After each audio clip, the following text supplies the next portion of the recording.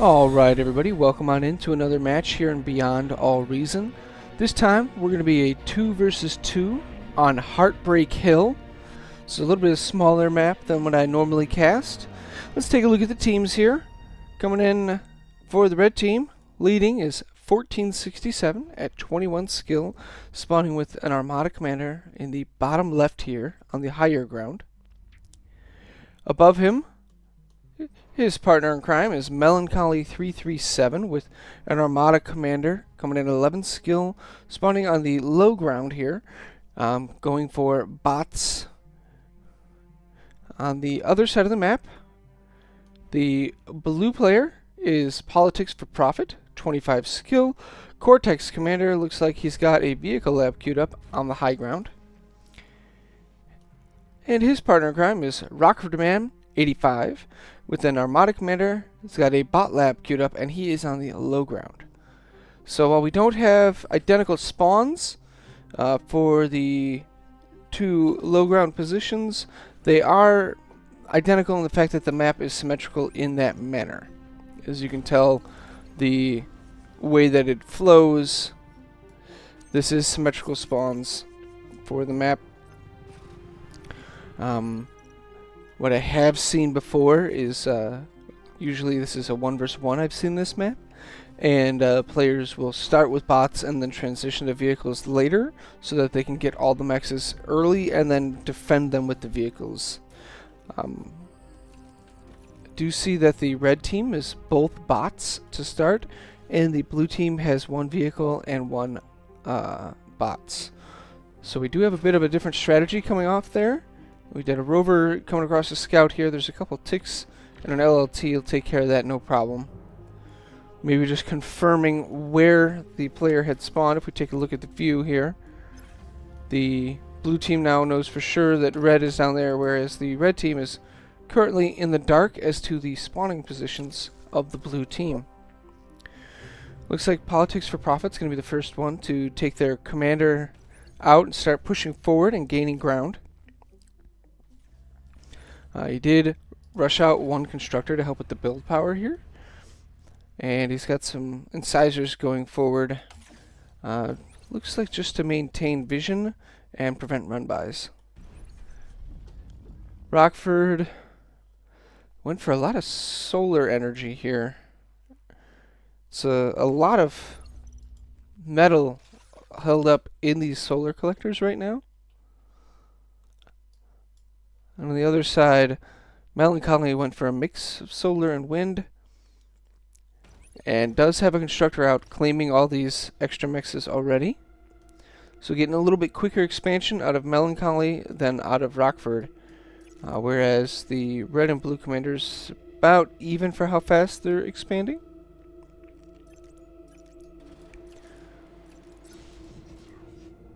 Income right now, the red team is slightly ahead on metal and energy, but it is still very, very close. It's very, very early, but we will start seeing, as the yellow player moves out faster, a big difference. These incisors coming out trying to get some economic damage done. Does get a mex. Gonna get taken out here by the tick and the pawn. Getting the mex is helpful though. There is not a constructor here to rebuild that, so that is just going to be... wow, I'm blind. There's a constructor right there, but it's not queued up for that. It's queued up for wind. And I don't know if the red player is going to re-queue.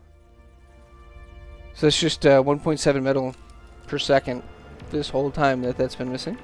A couple more incisors. There is plenty here that deflect. Kiting like this, though, the incisors are going to take a great trade. Yellow is punching out so quick up here, taking up so much of the map. One of the incisors is going to go down. Red doing a good job of keeping these from dealing any more economic damage, staying active with this unit control. Green is not moving out and grabbing any more economy here, and that worries me. It worries me a lot. Blue is doing a great job. Red is doing a great job. Yellow is superb. Just encompassing the map at this point. Green did build some units and is going to go help blue try and apply pressure to red, but at this point red has so many pawns he's pushing himself.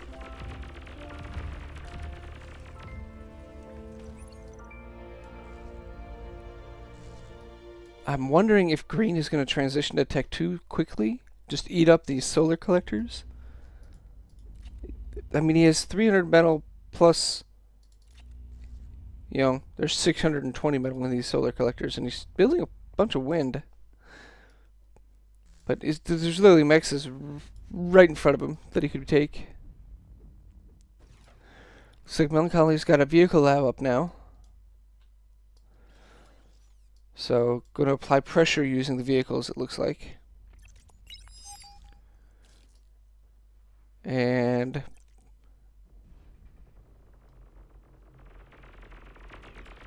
the pawns were gifted from Rockford to Politics here.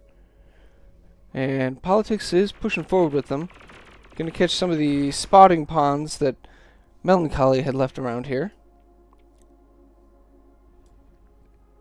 There is a beamer turret here, which is going to make quick work of these couple scouting pawns. And these three are going to get caught by this swell of pawns from the red player. So that's 5 pawns that are traded away for nothing in return. That's painful. Incisors coming forward. A radar coming up just in time to catch these coming. The radar might go down, but 1467 is here with D-Gun. Gets one. There's a beamer turret with some walls in front. Gonna need something more than just incisors at this point to push through. There is now a little bit of defenses up. I wouldn't mind seeing with this many incisors just a couple lashers. But it looks like he wants to keep going with a very mobile army. Rockford is finally pushing out a little bit, but is going to put up 3 LLTs before putting up the mexes down here.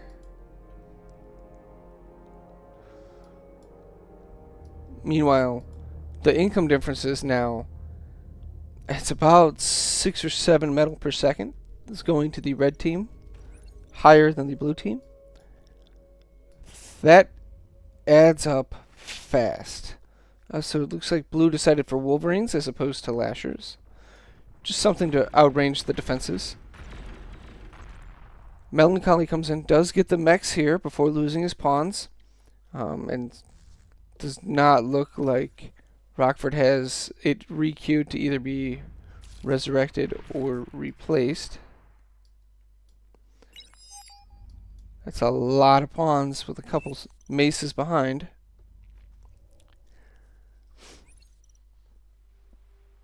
There's enough units plus defenses if they come straight in the front. But if they go around, they can sort of shoot this gap if they recognize it and get in. These incisors trying to find an opening here on the south side. Looks like they're just going to make a run for it. They do get the LLT. Rocketeers are going to deal some damage to them, but they are going to get back here and deal economic damage. Unfortunately, some of these wind turbines here are taking them down, but they have dealt a lot of economic damage here to the red player. Multiple mexes, lots of power generation go down.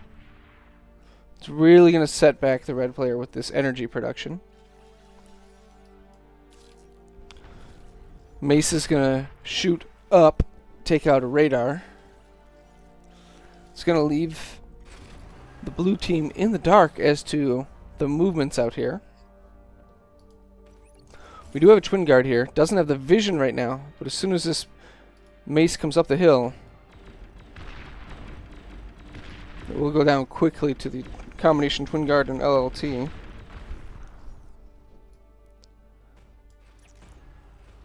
You can look at the energy production here. Less than half for the red team versus the blue team. Red team still has the metal income, but doesn't have the energy to utilize it. And it looks like red is going to try and go for He's eating the advanced solar collector? I don't understand that, but okay.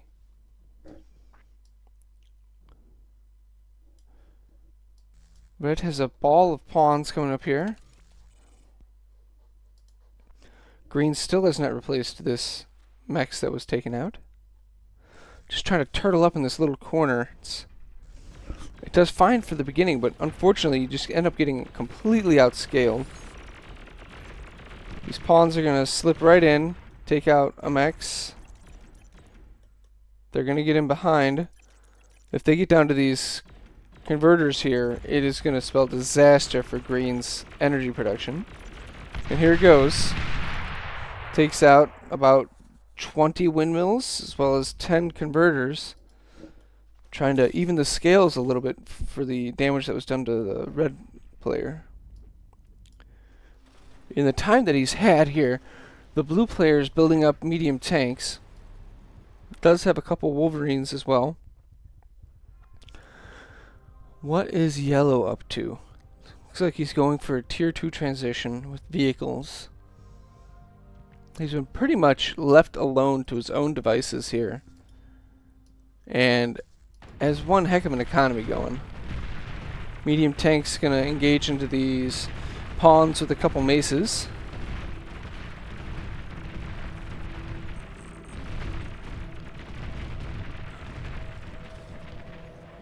It's a good trade there. Now we're going to finally see some of the map control that the red team has had, you know, confronted by blue. There's enough units for yellow to deal with this, but they're coming in onesie twosie.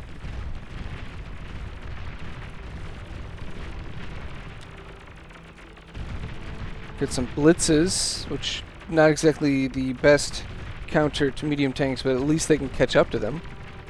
They are forcing them back. Only lost one max, but did lose map control in this center region. Looks like green is finally going to be moving out with these Centurions, which are very, very slow, but very effective against infantry, and actually can hold their own against a lot of the T1 vehicles, as long as they don't get kited. So if you're in a squared off line-on-line battle, they do great. If one player is retreating with vehicles while the Centurions try and close the distance, they will never close the distance. They are quite slow and derpy. Very sturdy though. Lots of health on these guys. Looks like blue is going to come back in here for red. Red does not have the units down here to defend if blue decides to commit with this. He's sending up the Wolverines right now to take out defenses beforehand. Are these Dragon's Claws? Yeah, Dragon's Claws will make it so that these T1 units really have trouble. So he might want to... Oh, man.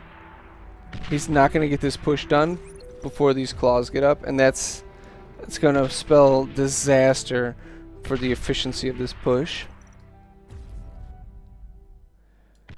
Meanwhile, green's Centurions waddling across the map.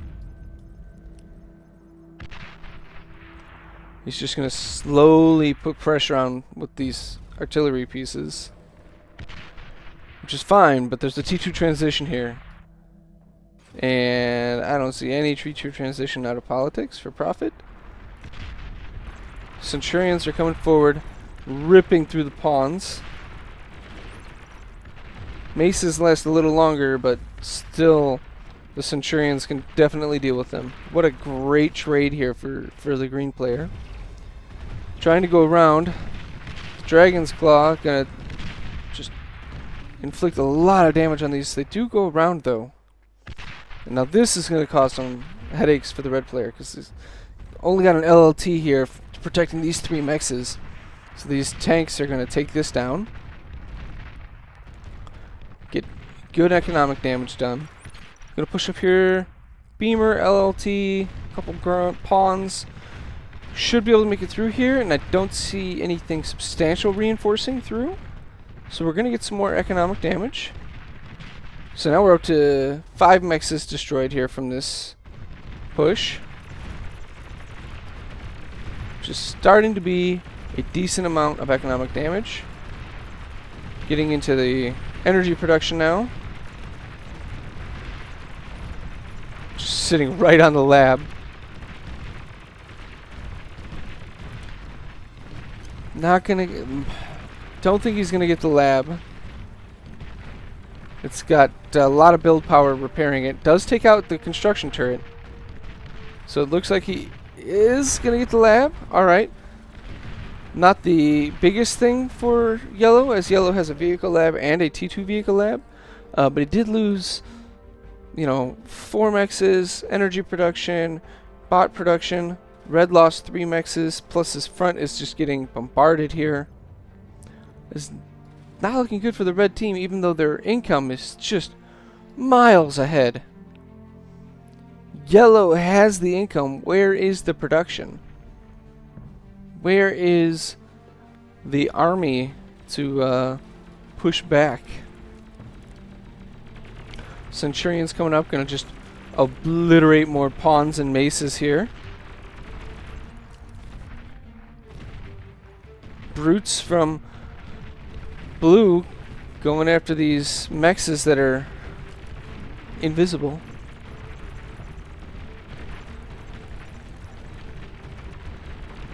Centurion's taking out more of Yellow's. Looks like Red's comms coming forward. He's gonna find himself a wall of medium tanks. Has a gunslinger, which, if microed, can take all of this down. He's gonna get health, he's gonna get range, and he regens his health over time. Oh gosh. There it is. Red's commander goes down. It leaves only 1 commander left for the red team. These gunslingers are putting in some serious work. Take out the mechs again. And some energy production. Are we going to get the build power? That's the real question. Alright, build power goes down. That's important. Red is now left with no economy. He's in death throes. He's got 5 metal income, 200 energy income. Not good. Yellow, on the other hand, is got more income than the entire blue team. And I have a feeling that he just isn't able to convert that into the necessary fighting units. I mean, he's building T1 AA turrets all over the place here. And I haven't seen an air transition anywhere. Blue might be coming in to put the nail in the coffin for Red here. He's got more medium tanks coming in. I do like the Lazarus call from Red. If there's a unit that can help rebuild a base after this, it's definitely Lazarus or Grave Robber. Unfortunately, there's nothing to protect it while it does its job. Now the energy production is going down. The last constructor for Red here.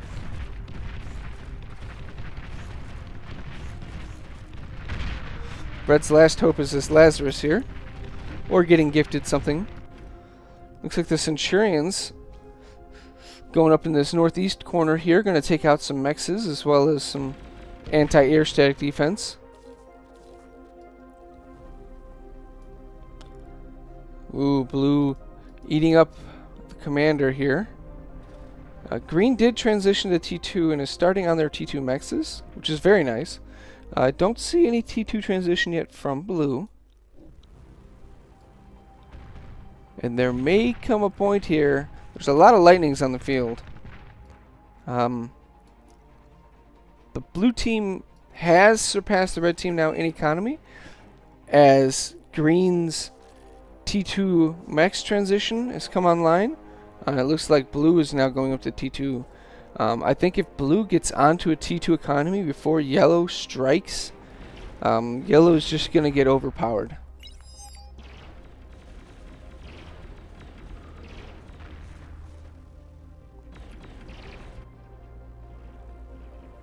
We have just tons of medium tanks coming from the blue player here. Gonna hit this southern side of the yellow player, which really there isn't much economy left here. There's AMEX and 4 windmills.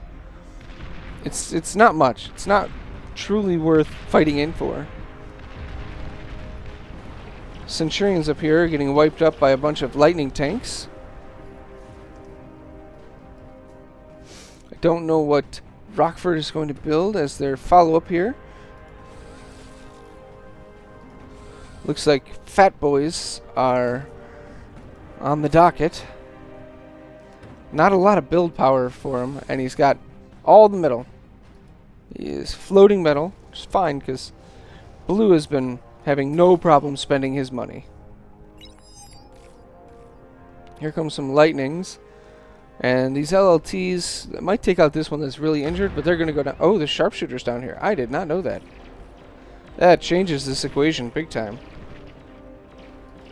Sharpshooter just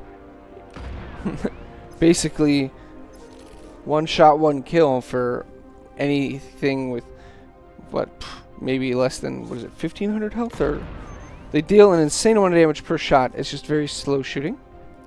And they have a very good range. Once you have a mass of them together, it is very hard to push into them unless you have a lot of spam. As I talk, though, lightning tanks are getting in, and they are dealing economic damage to the blue player, as well as regular medium tanks down here, which are getting chased down by a group of medium tanks from the blue player to get cleaned up. That did hurt the blue player's economy. Meanwhile, the group of medium tanks here for politics going out, gonna catch some rovers that are en route to just provide vision. Bulls are gonna just decimate these T1 tanks, though. Blue is gonna suicide his tanks. I can understand to a degree, but he wasn't getting pursued, so maybe he didn't have to. We have Fat Boys and Sharpshooters for Rockford with some Centurions. I haven't really seen that combination used. A lot of times you'll see welders in front for the Sharpshooters.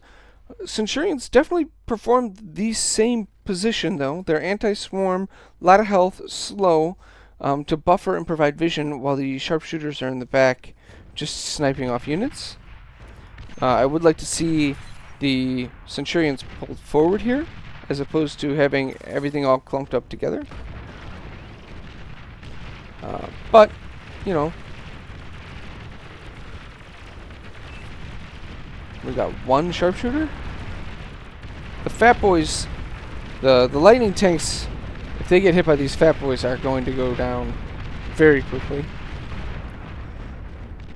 Blue's push looks like it's going to cut in between the forces and get down in here on, or correction, yellow's forces are going to push through and cut into blue, while blue was chasing from the other side. Does look like a heavy tank came out just in time, and there's some grunts to help corral these units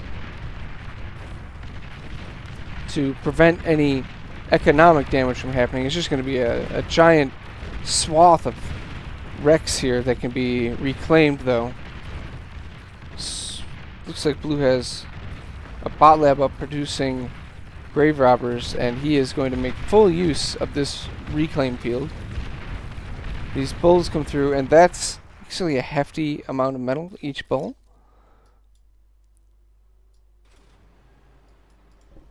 So after that's all said and done, blue is now stabilized, didn't lose his economy down here, got a lot of reclaim, and he is just resurrecting everything. And this is going to be very difficult for yellow to hold the return swing of this fight. He's got units here which just got scouted out. Sharpshooter making quick work of these. Oh man.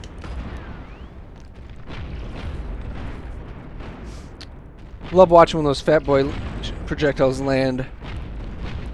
They shoot slow, but boy do they cause a lot of damage when they land.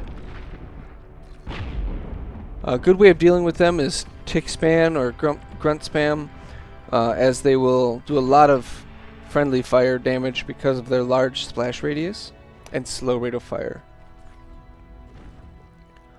Got some grunts going up. Rover's gonna catch the grunts, or grunts catch the rovers. I don't know which way here, but hopefully blue recognizes that there is a push coming down on this southwest corridor. Does look like he is moving units in to deal with that, while green is pushing up to actually apply counter pressure. Oh, here comes this quicker force out of yellow. It is coming in a line.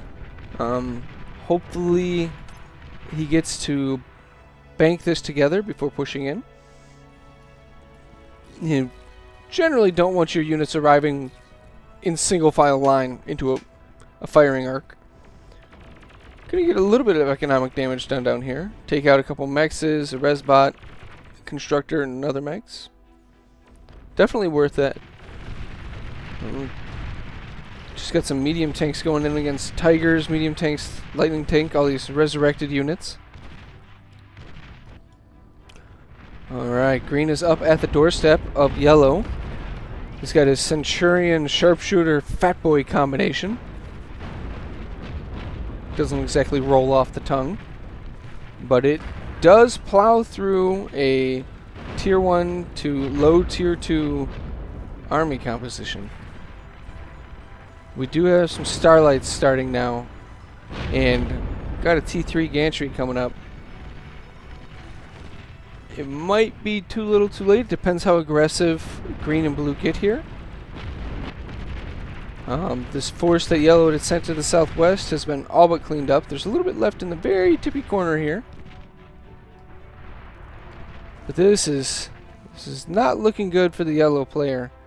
The income is decidedly in the blue team's advantage now, as we have all the mexes going around being upgraded to T2s, and yellow's at one point map control has now yielded them to being isolated to this northern high plain, and they are under siege. Here comes Rockford with his combination of units, which is just going to break this line almost immediately. And soon the economic damage will start, and the commander is right here. That is the win condition. This commander goes down. I don't know if Melancholy is going to react in time to pull him out of there. These grunts here are going to see that commander. I don't know if they're going to... Okay, blue immediately recognizes, like, hey, there's the win condition. He's coming for the T3 gantry, though. Whereas green is going for economy and production. Melancholy calls GG. Is he going to resign, or is he just going to let the inevitable happen here? T3 gantry goes down, as well as all of the other production for Melancholy. At this point, the green player just needs to move his units in to kill the commander. There we go. He resigns. GG is called. Blue team takes a good victory here. If you guys enjoyed the cast, please leave a like below. If there's anything you'd like to see or anything I can improve on, leave a comment in the comments section. Thank you, and we'll see you again.